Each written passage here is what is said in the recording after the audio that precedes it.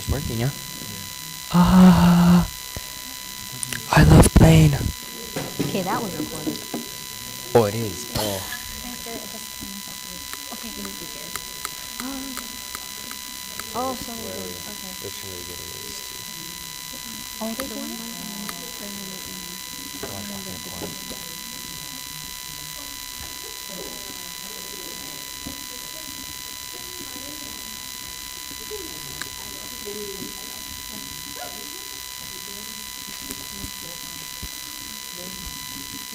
Oh, the smart one.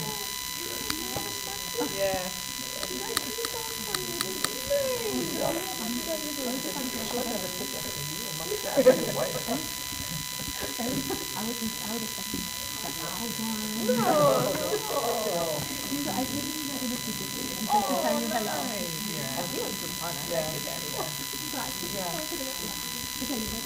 Yes, we're gonna make Hilo atmosphere. Yeah. Maybe just on Okay. the collar. Okay. Perfect. Thank No, you. I'm putting it. You gotta help me out. Make sure that it's like... Thank you. Hello. Actually, maybe on the... This more towards Oh, the okay. Sorry. No, it's okay. Thank you. Very good. Okay.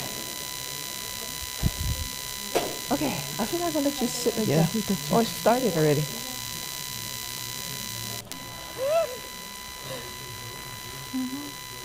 It's starting already. Oh, it's naturally starting. We're good enough. Doesn't matter. He was my professor when I came here. Oh, I know that. Nah, We're fine. you're Thank you. good. I'm gonna turn off your phone.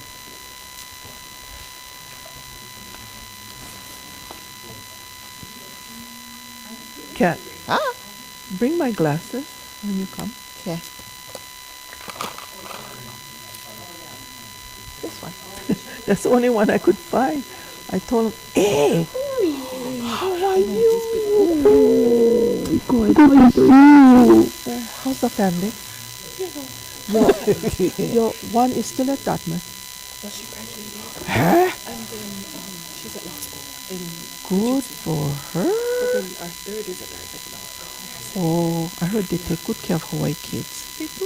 Yeah. I mean, it's freezing cold over there, but Right now, yeah. wow, yeah. Was you? Oh no. Okay, we good? Before we forget, I'm gonna put this on the other side too.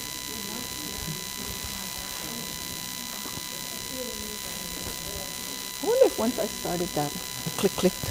Oh man, straight ahead. He used to come with Paul Pellet to the office. Oh, yeah. Yeah. Oh, is that his caretaker? Yeah. He used to be.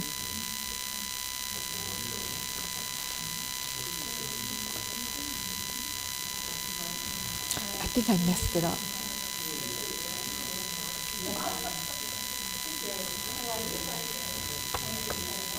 Question.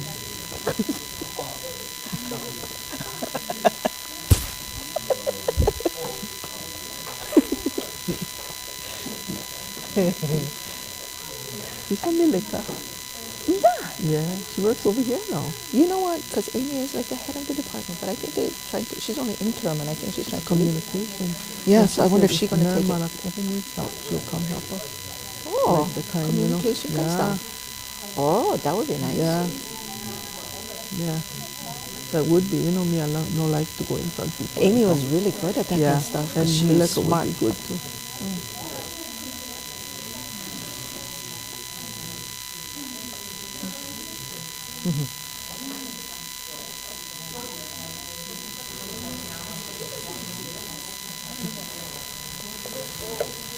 I wonder if this started.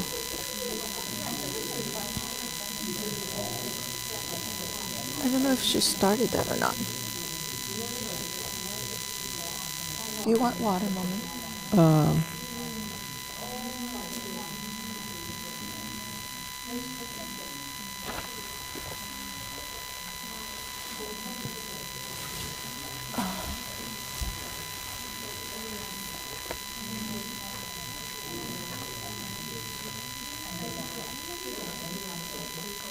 When? Send me Aina here.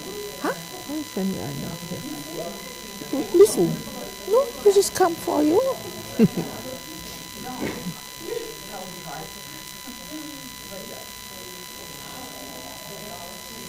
That's not you, is it?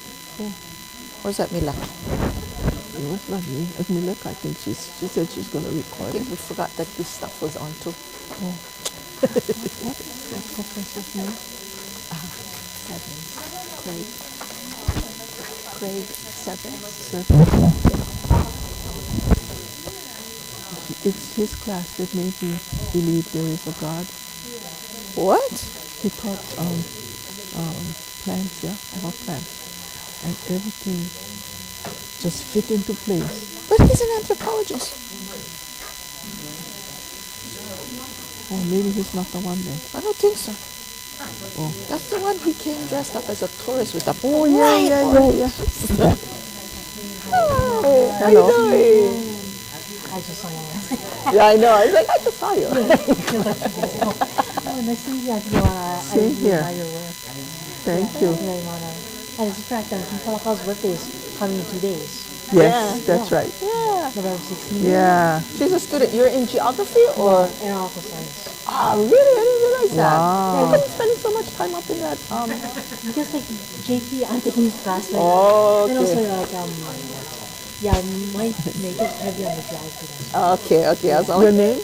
Anela. Anela. Yeah, you can just call me Anela. Nice to meet you. I look forward to this to host some transmission and I'll see you. Oh, good. See the best for last.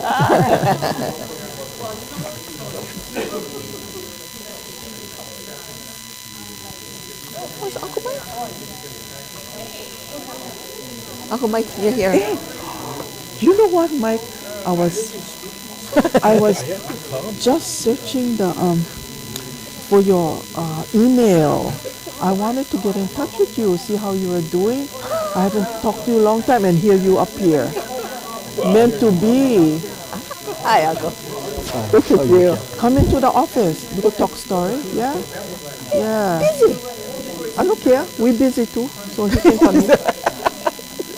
We gotta talk about Ikaho. I wanna talk about. Yeah. Okay. Sounds good. Kobe, give me a second. I think I messed up the thingy.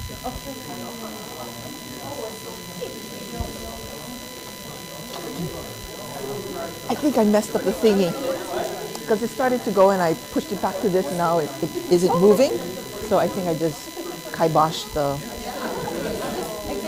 That's what I was like, oh, sorry, Kobe.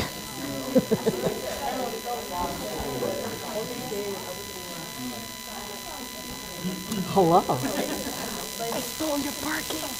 You know what? I wonder if he's the one that. I didn't understand the directions. What I'll do is after he introduces you guys and you guys start, I'll start it and then she'll start. Perfect. Thank you.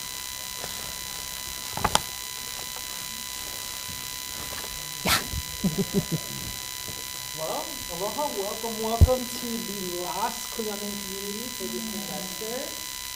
We'd like to thank our sponsors, Chancellor's Office, Chifuka, the Office for Global Education and Exchange, and Kilohana. Many hands are needed to make this work, and we're so glad that you're here for us. Today's presentation is going to be a really fascinating presentation. We are really honored to have Luana and Kawelu here. Not only do they have ties to the university, Luana went to Hilo, has been a social worker for 40 years in our community, and is currently the president of the Merrie Monarch Festival. And if you don't know Kathy, I mean, come on. No, thank you. She's a professor here in anthropology and is the vice president of the Merrie Monarch Festival. And today, that's what they're going to talk about. So, please welcome Luana and Kawelu.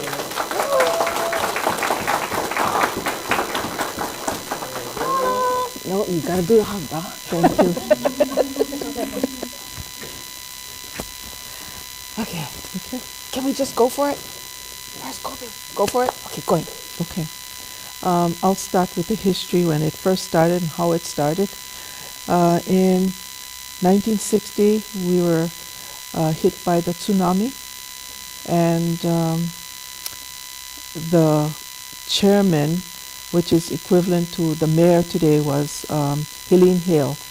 And she needed to look for some kind of economic development to boost our economy because so many of the businesses were wiped out. So she sent Jean Wilhelm, who worked in her administration, and Uncle George Naopi, who was a promoter of activities, to Maui, because at the time Maui was doing a festival, the Lahaina Whaling Spree.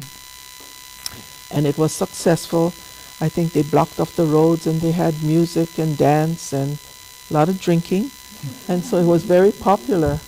They went over there to look to see if there was something that they could bring back to Hilo to do.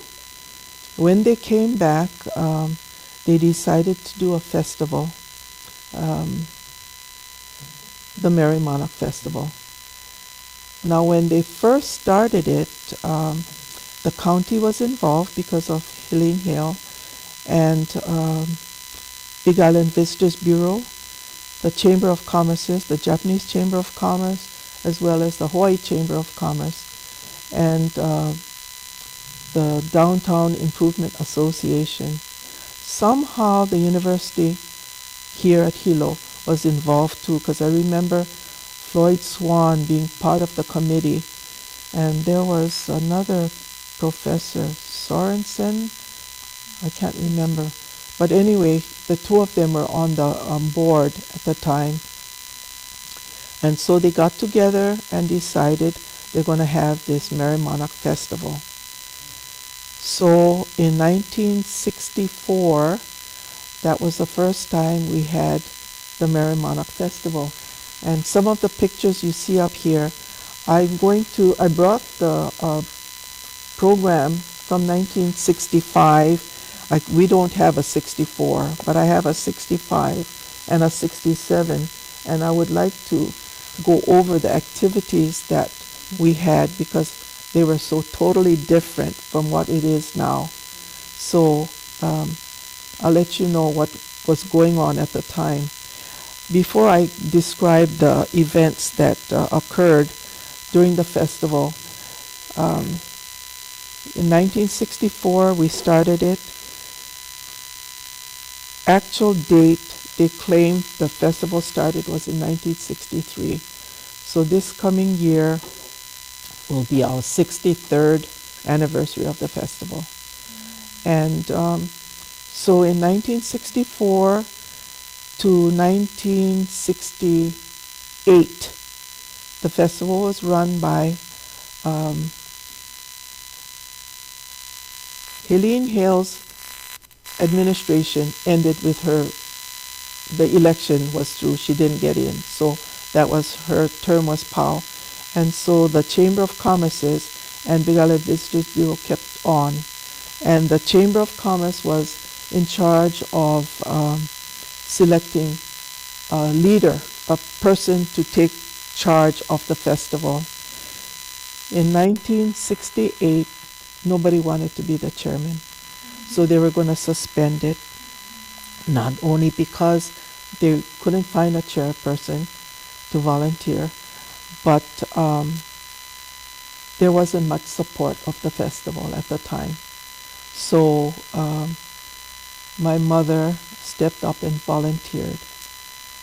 And till she died, I would ask her, what in the world were you thinking? Because now I'm stuck doing it. I'm going to push it on her next, you know. But anyway, I'll go back to the kind of events and activities that were done.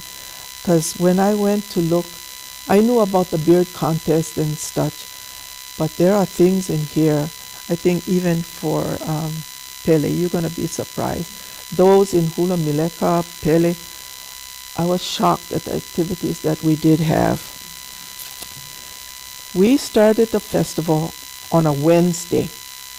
It started with the parade on a Wednesday. I don't know how the heck we did it, but that's what happened. And the parade started at 4:15 in the afternoon.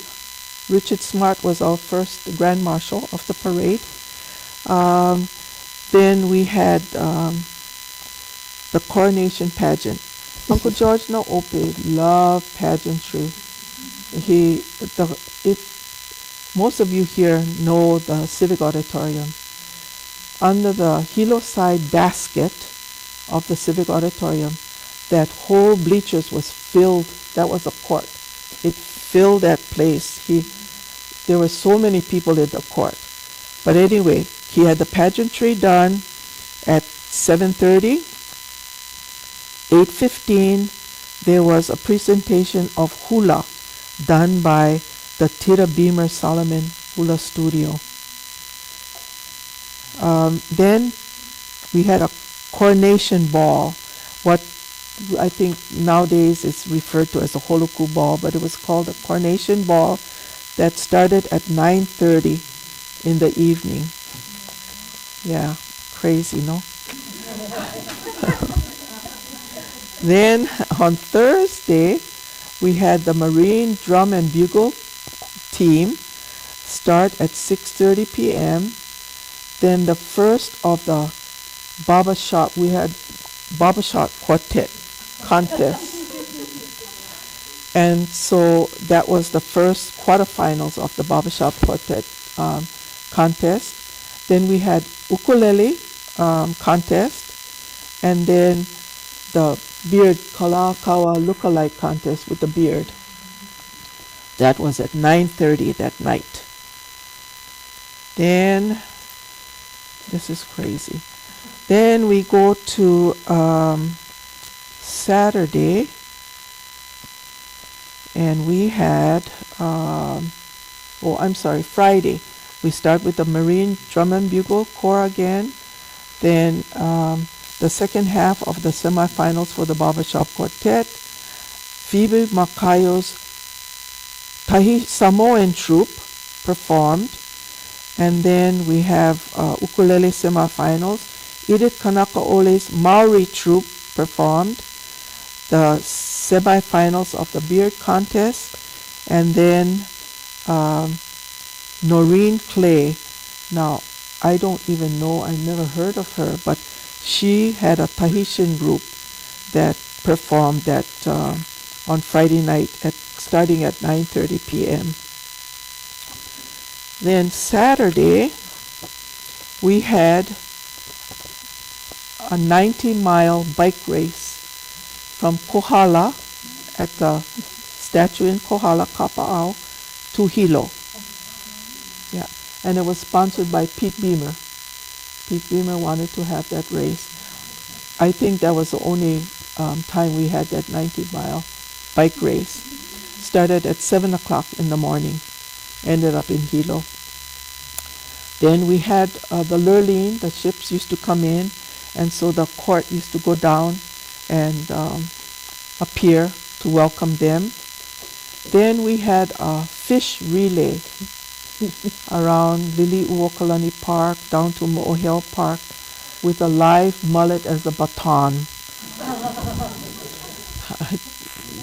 The king and queen were waiting at Mo'ohel Park. I'm sure they had a nice cooler that they can put the fish in to take home. I don't think the fish lasted, that long.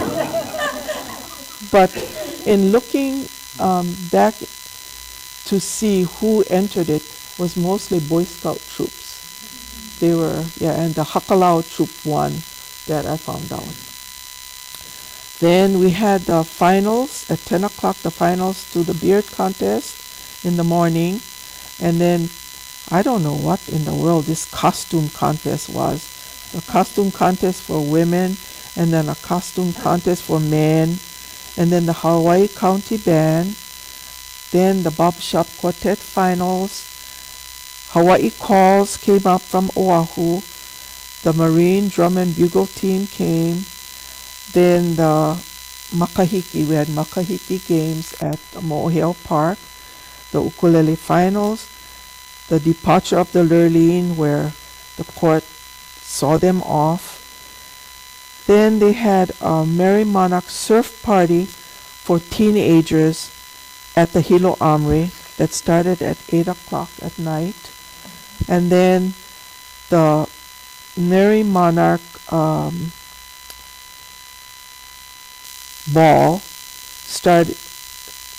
was held that night at 3 different hotels: Hilo Hotel, Naniloa Hotel, and Club Hukilau. So I don't know how many people attended all 3 different places, to go to those balls. Apparently it was popular because we continued it, the balls, yeah. And in fact, I think in one of the advertisements I saw where the Club Hukilau here.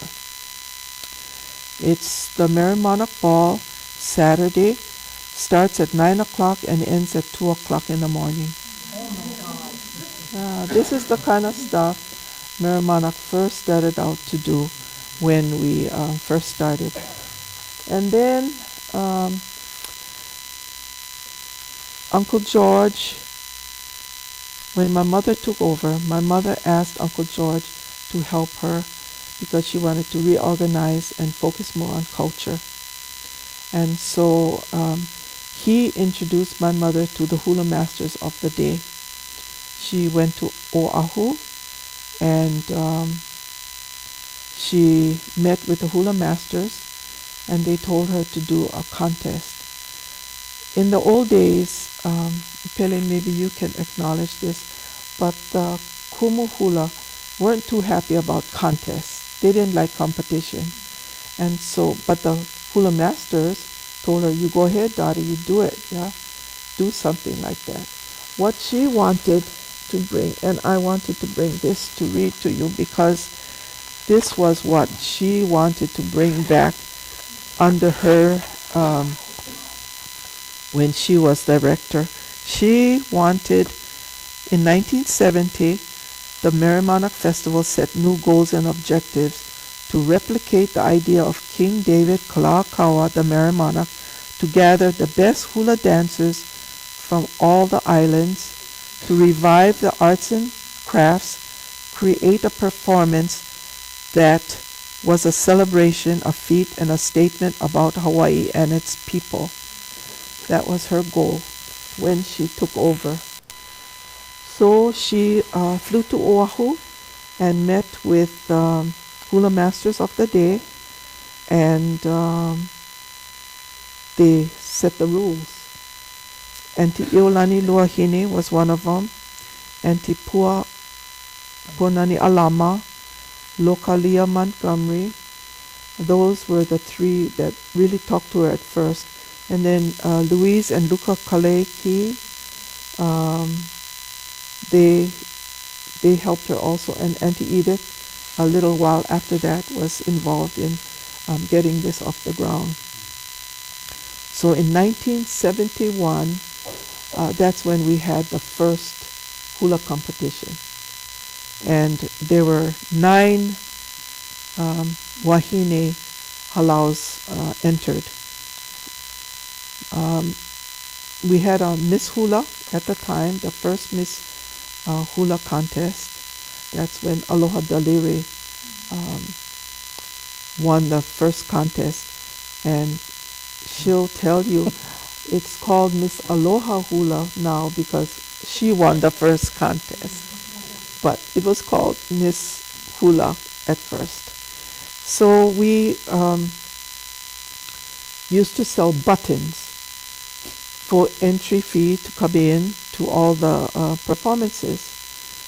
And we had a hard time to sell those buttons. Nobody wanted to buy the buttons for $1. So she would make deals with school clubs or school teams. You sell the button, we'll give you 50 cents and we'll take 50 cents. And we still had a hard time. She told me that she and Uncle George would end up going to bars at night because the drunk people would buy the buttons, they're feeling no pain and they just dig and buy the buttons. So that's how they sold the buttons. And then in 1976, we had our first, we invited the first Kane group. So next year will be the 50th anniversary of the first Kane group entering. And the scoop is next year we're going to honor by doing the Ho'ike with having all Kane groups doing the show for next year's Ho'ike. But anyway, after that first Kane group entered, that's when we started to get popular with the people, and they wanted to come see the Kane dancers, you know. So it started to get better, and we are where we are now. We have a wait list of halaus that want to come and enter and share their genealogy, where they come from, and who their hula teachers were, and share it with people around the world. I often ask my mother why she went and got the TV, because we didn't have TV until 1981. And she told me that she was thinking of the kupuna who couldn't come up here, like those in Luna Lilo home. She wanted the hula to be shared with them. So when the TV station first approached her, that was the reason why she said she went with TV. Now, through our analytics with the TV station right now, we're seen in about 181 countries around the world. Yeah, we really have a big following. People love hula. We have so many halaus in Japan. We have over 100 halau in Mexico. We have people in Germany and Taiwan and Korea now. I mean, we have halaus all over the world. So we try to adhere to the rules that those hula masters gave us a long time ago in the early 70s, 1969, 1970. We still have those rules now. And a lot of times the young kumu want to change the rules, you know, but that's not going to happen on my watch. Because one time I was in charge before I took over the festival. I used to be in charge of all the rehearsals, and maybe you can share, Kat, the Ho'ike, who comes from around the world to, well, mostly in the Pacific Rim, who shares their dances with us in the Ho'ike, and then I can tell them the story about Uncle George, what he told me. Yeah. So some of the pictures that you saw of the different cultures on Wednesday night, because it is so hard to get a ticket to come in. So on Wednesday night we have a free show, and that's when we started off with the Kanaka'oles, right? Because they are one of our bastion halau here in Hilo, and so they kind of start things going for us. But then what we try to do is invite other cultures, other groups from around the Pacific. We really do try to stick to the Pacific, and so we've had, you see some of the groups in there, there's Filipino groups. We had a really awesome group come from Fiji one year. There's a really cool picture in there that you'll see of Taiwanese doing Taiwanese folk dancing. You see them all elevated off of the floor. So we actually, even UH Hilo has kind of supported us, because the Samoan Club has performed several times. We haven't had them back in a little bit, but they used to always be coming and supporting us.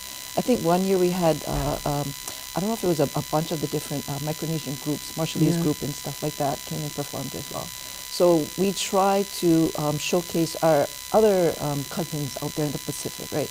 We love to see our Maori because they're very bombastic and, you know. So, and we were fortunate enough this year for the new Maori Queen to come and visit us during the Ho'ike, and that, I didn't get to see, maybe you got to see, but it seemed like it was a big production when she went and processed across the stage. But we've been really fortunate to be graced by all these different cultures wanting to come and share with us as well. We've even had Inuit group from Alaska that have come to share with us as well.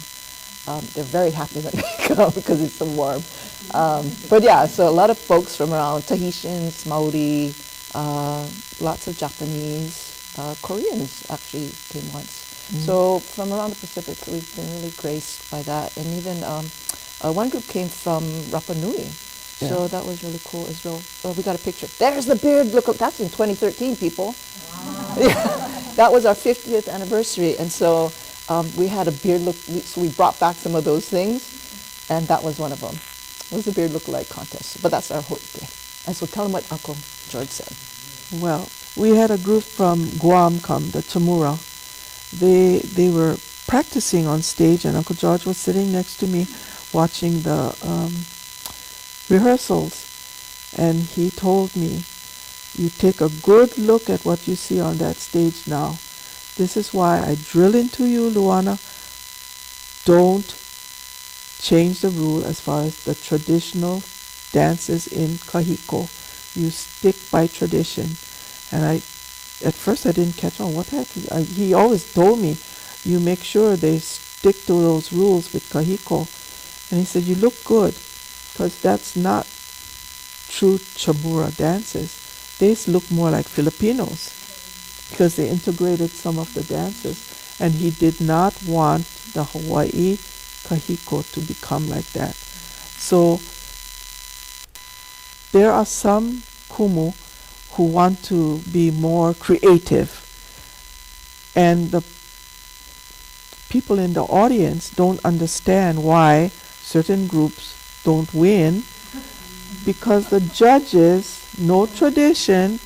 To uniki, you know how hard it is to uniki, years and years, and knowing of tradition, you have to stick by it. So the judges get a fact sheet from each kumuhula when they enter. They have to say what they're doing, the mele, what they have to explain what the mele is about. They have to talk about the adornments that they're going to use, why it makes sense to use it for that dance. It's really, they do a lot of research. And at first, they did not like my mom for requiring them to do the fact sheet. But now they appreciate it, because in the process of doing all that research and talking to the composers of the songs to get their mana'o about what it's all about, they've learned a lot. So they've appreciated having, well, it's a lot of hard work, but they appreciate having to do that research now. So anyway, the judges get these. They have criteria they judge upon, and the kahiko they really, really are sticklers for. So I know some kumu want us to change. That will not happen. Another thing that won't happen, and Mileka, where are you? But Mileka knows, because she often used to ask me when she used to interview me, will Merrie Monarch always be in Hilo, or will it go to Oahu? And I would say, not on my watch. It will not move. Yeah. They may take another festival, but they will never take the Merrie Monarch. The Merrie Monarch is for Hilo. So anyway, judging, I feel sorry for them. I once asked Uncle George to be a judge, and he said, "Baby, I have enough enemies." He did not. He said, "Okay, I'll be." But it's really a tough job to judge, especially nowadays. The caliber put on that stage is just so awesome. They spend hours practicing, and you can win or lose by a point. The scores are so close that you have to bring your top game. And we do have the best of halaus. When you come on the Merrie Monarch stage, you know you've made it. They are good. And I give those kumu credit because they are not only hula teachers, they help with the homework, they're social workers, they're fundraisers, you know, they have so much to do. I have so much love, so much aloha for them, what they go through. They have to earn between $75,000 and $100,000 to bring their halau up here to Hilo. That's the latest figure I have been told. I always thought it was 65 to 75,000, but everything has gone up, and that's a lot of smoked sausages and manapua and whatever they sell. You know, that's a lot. I had a nice talk with the mayor. Kathy was there when we talked to the mayor, and I cautioned him, let's not lose the goose that's laying your golden egg. I feel, some people are being so greedy. Everything is so expensive. One halau, my deadline for the following year is June 1st.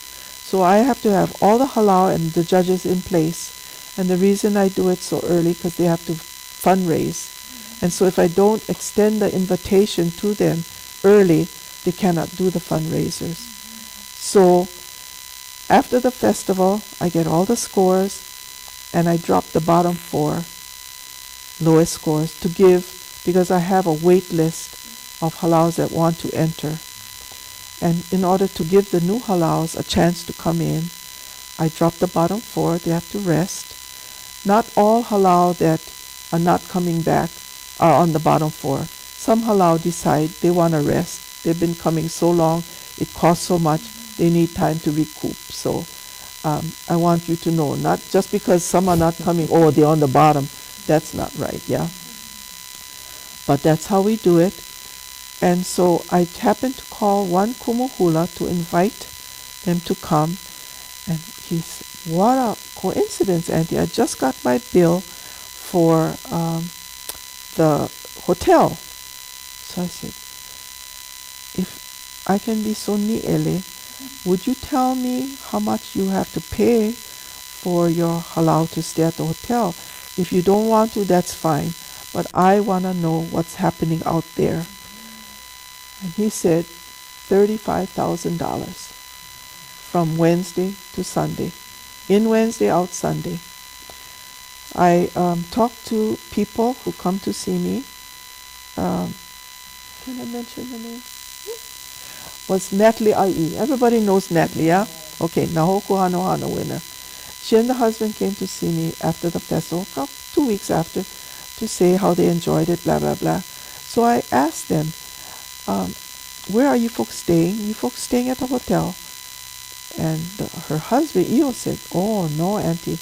They have moved to Waimea. And so the whole family has moved to Waimea.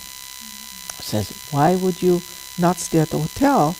And he said, when he made he wanted to make reservations, you have to have a minimum of 4-day stay, and it was a little over $6,000. So it was cheaper for them to drive back to Waimea. So that's what I meant when I talked to the mayor to say, let's not kill the goose that laid our golden egg.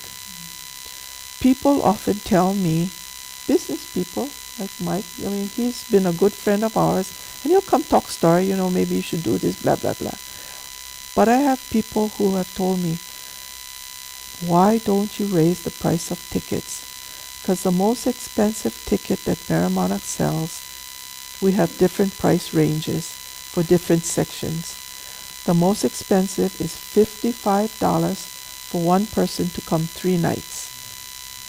Now my granddaughter tells me, raise the darn thing. You go to Bruno Mars, man, you gotta pay through your nose, and that's only for 1 hour, and you get the best of hula for 6 hours, which is true. But because I complained that people are getting greedy, I feel I don't want to be hypocritical and raise my price of tickets. I want to make sure that the parents, grandparents, families of the dancers can come and enjoy without having to, they're already paying an arm and a leg to come over, hotel, car, cow, plane fare, So I think you folks are getting a good deal with the tickets, the price of tickets. And we get requests from all over the world. A lot of it from Japan, Aotearoa, Switzerland. One year we had about 12 from Switzerland, Germany, Canada. There's a big contingent that comes from Canada, and almost every state in the United States, they want to come. We turn away so many requests because the capacity of the stadium is so small. But I would rather have it that way, more in demand, yeah? So we know we're going to sell out. But of the 5,000 seats that we have in there, we sell 2,100 tickets to the public. The others, we give 75 tickets to the halal for their families.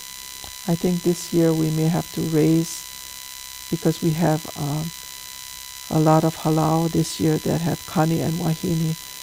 And so the maximum number of dancers you can have on the stage is 35. So that's just like 2 tickets per dancer, which isn't much. If you're going to have your parents come, your grandparents cannot come. So a lot of them write in as well to compete for those tickets with people from around the world.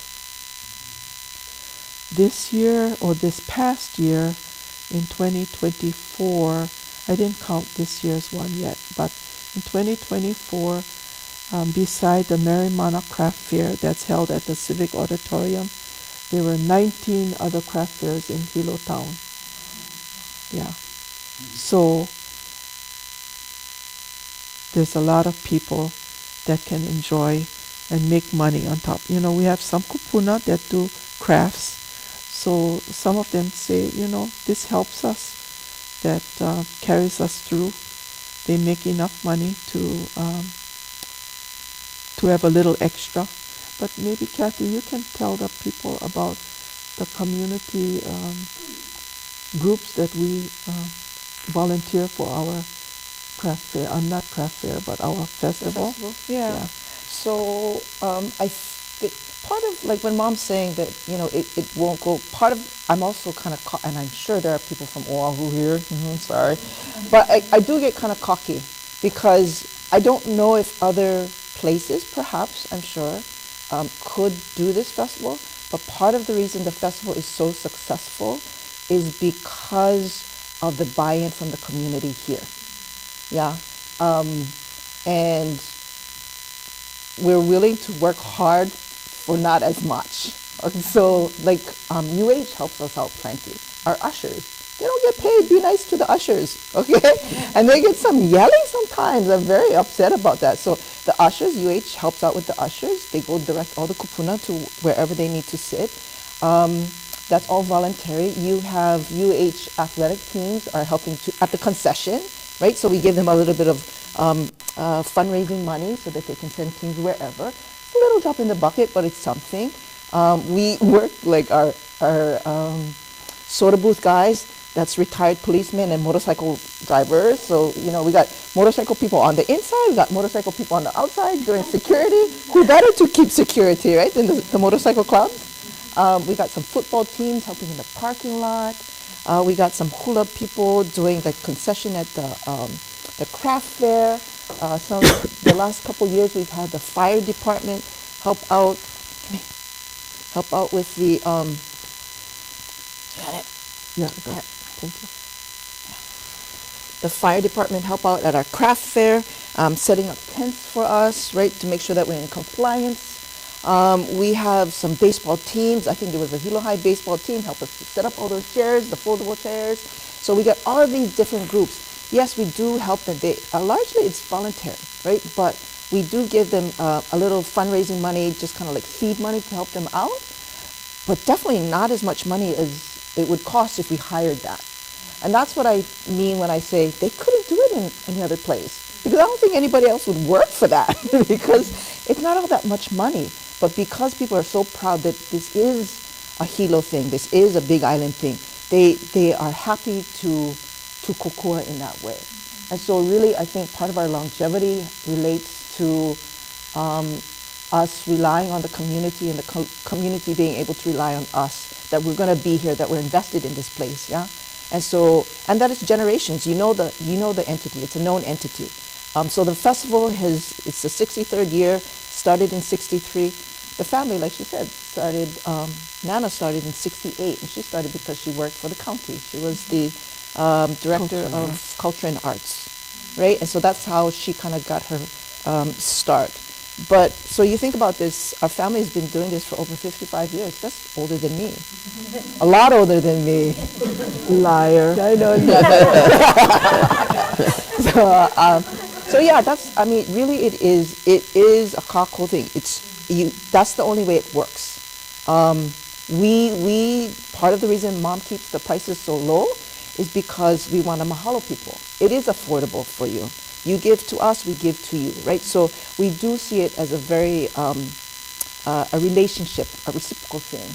And that's how it works. I don't know if it would work that way in other places, but that's how it works here. And that's how we like it to work. What about the people who collect the tickets? The Kiwanis. Kiwanis. Yeah. And then we have Haleo Na'ali'i. Serving food. We have volleyball clubs. KL selling baseball you the T-shirts. Kilohana baseball team. Yeah. We have a lot of people who willing to come and help. I think it was the Lions Club was helping us doing parking. So basically it's just a lot of different organizations, community-minded organizations, a lot of youth groups that are helping out the festival in various ways. So you see the two of us here, but there's a mass, that's why some of those pictures, right? Everybody thinks of this when they think of Merrie Monarch. They think of the flashy stuff, the stuff that's on the stage. The more important part is all the behind the scenes. Even for these halal, it's all the behind the scenes stuff that happens for them. That's 7 minutes max on stage. You don't see all of the hours and the months and the years of dedication it took to do that. Oh, and this isn't a picture of the 2021 competition when there was no audience and the stage was faced the wrong way. we slapped that in there. So that's what some of those early pictures are the originators, the folks like Helene Hale and George, is it George Wilhelm? Gene Wilhelm, Uncle George Naope, all those people. Those are the people who got us off the ground. And you'll see a lot of the volunteers. That's really the bread and butter of the Merrie Monarch is the community. Maybe you can explain the pictures. Yeah, so this is like Eddie Y. Eddie Y is a great artist. He has done posters, artwork for the Eddie I Cow Big Wave Surf Competition, the poster. He designs for Ren Spooner T-shirts. He's a really well-regarded artist. He does those posters for free for us, you know? So people want to give. And so we mahalo those people, right? This all started because of this dude, Kalakaua. And the Renaissance, that's what it's all about, right? So you had his Renaissance in the 1800s. You had the Renaissance of the 60s and the 70s. And so that's what we're trying to perpetuate, really to strengthen the Lahui, which included not just Hawaiians, but others as well, right? And so, yes, the focus is on hula, but there's so much more. You have the parade, you have pa'u, you have horsemanship, you have lei making, right? You have to know your plants because you cannot have all those adornments if you don't know your plants. So you have conservationists. So really the festival touches on all different parts of the community. And you don't have to be Kanak. That's the bicycle race, right? From Kohala to Hilo. And it ended at the bandstand. I think it's the same damn bandstand we still have. County people, where's the county people? Okay, so so it really is a group effort to move forward with all this kind of stuff. Yeah, and people say, well, you're the greatest and you're the best. It's like, it's hard to get fat-headed when you know that you're doing it in a tennis stadium? You know, how hard to be ho'oio and very proud. We are proud, but it's like hard to be big britched if you're, you know, it's like, it's a tennis stadium. Helene Hale, Jean Wilhelm. All right, so those are the people that we want people to know about as well, and that we honor, because it's because of their efforts. And I see some friends of my nephews that help with t-shirts, modeling t-shirts, putting down chairs in the audience, right? And so it's all of those little efforts throughout the years that have really sustained us. So yeah. Oh, wow, we are Portuguese, truly. I got the sign for 5 minutes. You should have been waving that. Okay, so I don't know, we got 55 minutes left. 5 minutes, and then you want to do questions now? All right. You had anything else you wanted to say? I forget. It doesn't matter. Questions? We want to do questions?